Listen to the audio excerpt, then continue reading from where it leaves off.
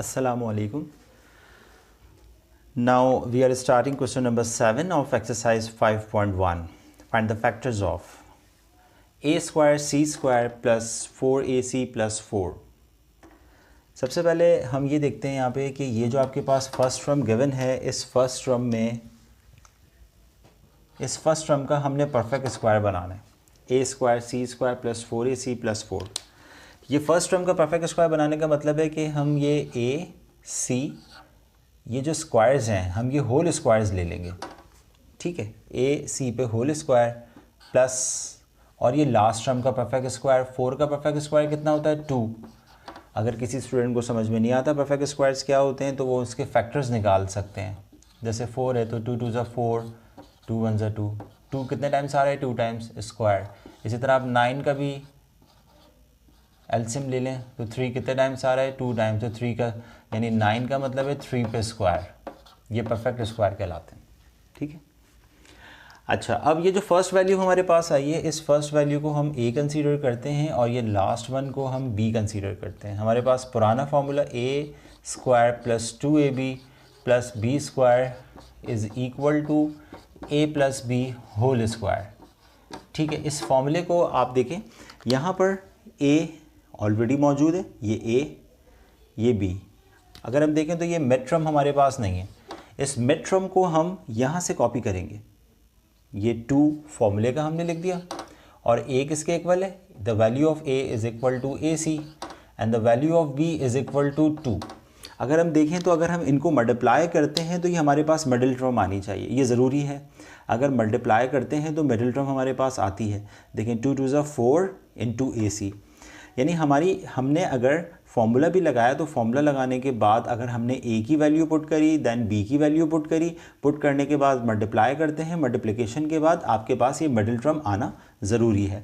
This is expanding form of formula A plus B whole square means ac whole square plus 2 into ac into 2 plus 2 whole square. This is expanding form. Now we have to close the formula. The value of a is equal to ac plus and the value of b is equal to 2 and whole square form formula. ये आपके पास answer आ गया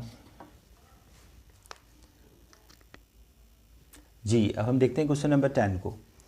अच्छा, question number 10, m2n m पे power 2n t पे power 2n plus 8 mn tn zn plus 16 z2n.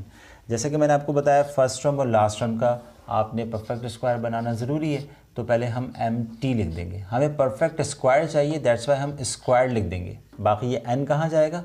ये m के ऊपर ही रहेगा और ये t के ऊपर ही रहेगा.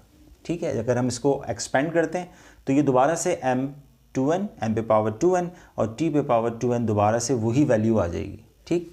अच्छा, ये प्लस हमने लगा दिया. फिर 16 का मतलब है 4 एंड z होल स्क्वायर. अब ये जो होल स्क्वायर आप देख रहे हैं, ये होल स्क्वायर मैंने परफेक्ट स्क्वायर लिया है 16 का. ठीक है, 16 का परफेक्ट स्क्वायर 4. आप लोग स्क्वायर रूट निकाल लिया करें अगर कोई भी मुश्किल होता है. 16 का जैसे परफेक्ट स्क्वायर या कोई अब वैल्यू 0.0 समथिंग में आ जाए तो आप उस वैल्यू का स्क्वायर रूट ले लें तो वो आपके पास वो बेसिकली वो आपको शो करेगा perfect square 4z whole square. अब यहाँ पर ये जो n है हम इसको ब्रैकेट के अंदर ही लिख देंगे. ओके. नाउ दोबारा से वही स्टेपिंग फॉलो करेंगे. ये a के इक्वल है और ये वैल्यू b के इक्वल है. So a square plus 2ab. अब फॉर्मूला यहाँ पे हम लिखेंगे a square plus 2ab plus b square is equal to a plus B whole square. a and b already given. Okay. अब यहाँ से हम 2 कहाँ से देख के लिखेंगे? ये फॉर्मूले का 2 लिखेंगे.